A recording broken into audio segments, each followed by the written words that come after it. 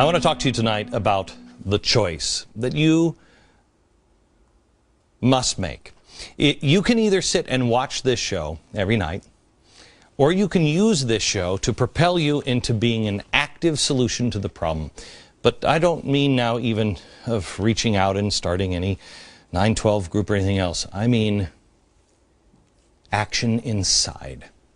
If you want to follow, great. You want to lead, great. I don't really care. But if you want to sit there and admire the problem and do nothing in your circle of influence with your hands in your pockets, get the hell out of the way. This isn't the show for you. Turn the channel and do it now. This is you're going to be challenged this year in enlightenment, education, empowerment, and entrepreneurship. Today, I call out to all those who are tired of feeling powerless. I want you to commit to become the person you were meant to be, not the person you've allowed yourself to become. The father, the mother, the sibling, the friend, the business person, the American citizen. Are you who you were meant to be? A friend of mine, he's one of America's premier psychiatric minds and concerned citizen, and a good friend of mine, we were talking last spring. And we have been working on something since last spring. And it started out of an innocent conversation between two friends. And he said to me, Glenn, how the hell did you do this? How did you get from miserable, hopeless alcoholic to where you are now? And I told him. He shook his head. And that was the beginning of a project we called, since last spring, The 7.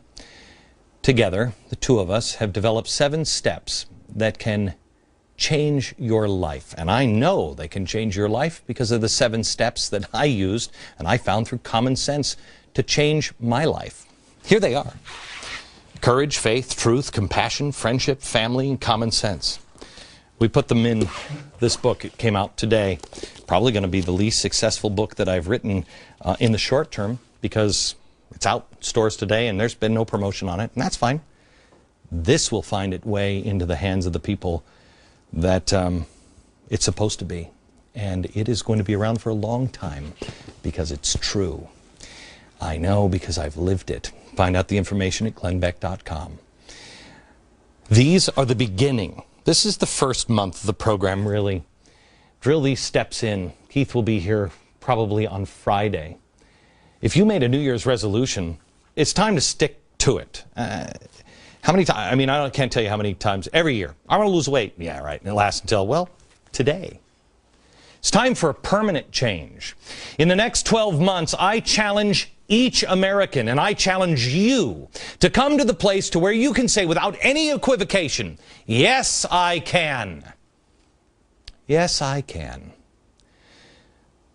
I believe, no, I know that strong, educated, charitable individuals who can stand on their own 2 feet because they know who they truly are and what they're truly capable of, collectively will be remembered by future historians as those Americans who once again answered the call and changed the world for the positive yet again.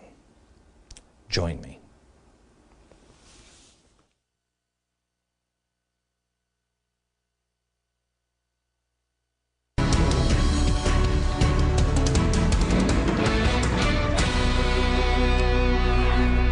I was told that I should put a jacket on because white isn't good on television. I'm like, it's on me.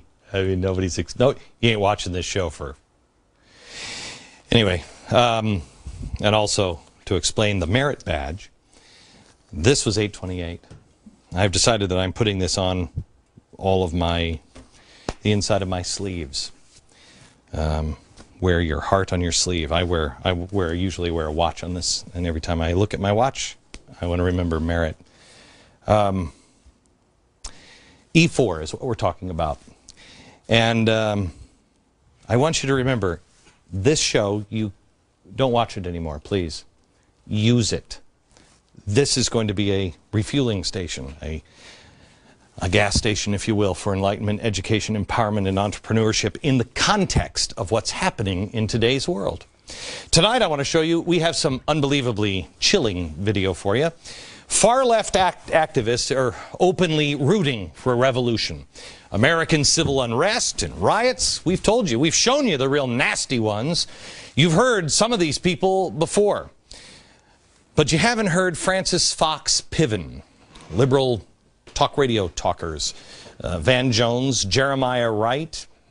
Go to glennbeck.com to see the entire video. It runs about 4.5 minutes. But I want to stop here for a second on Francis Fox Piven of Cloward and Piven fame. You remember her.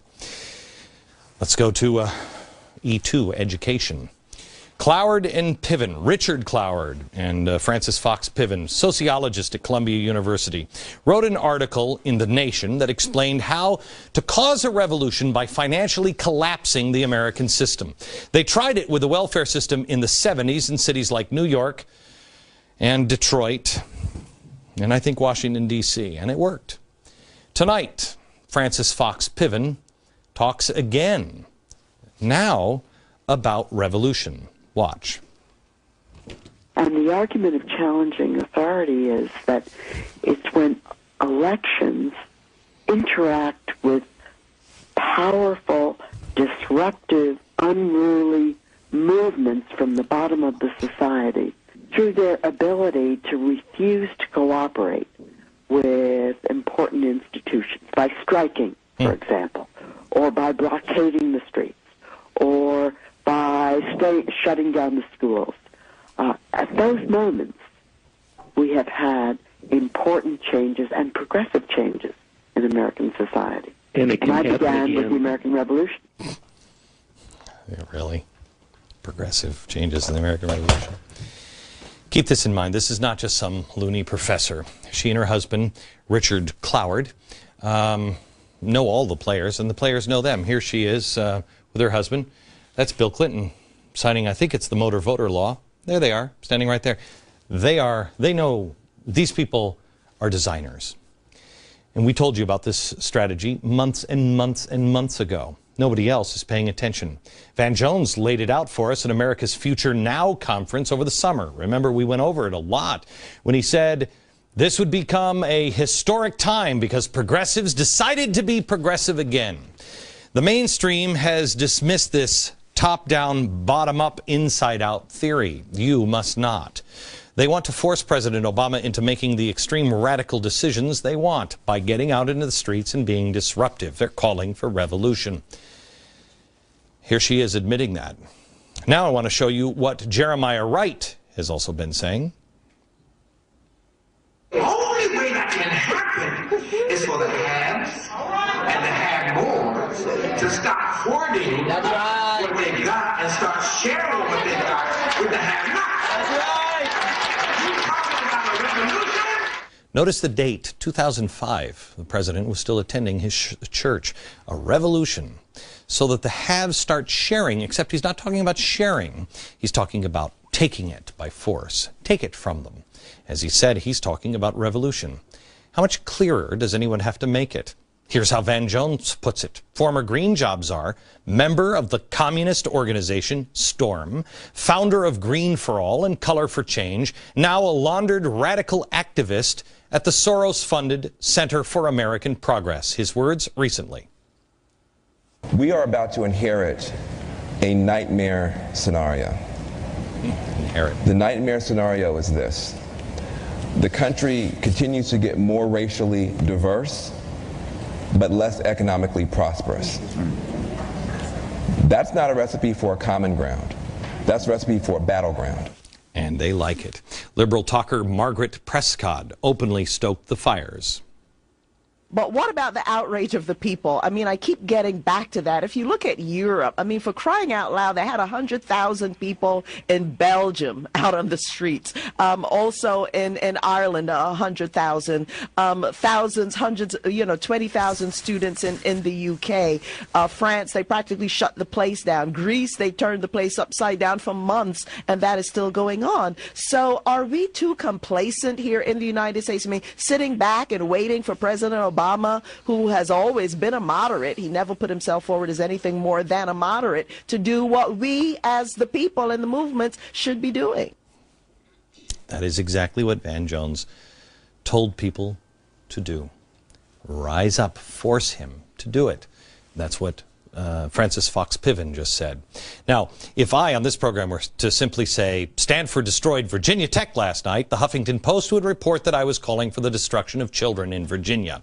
But the left can openly call for violence and revolution, and they can cheerlead for it. And there's no problem, outrage, or alarm from the media. Why?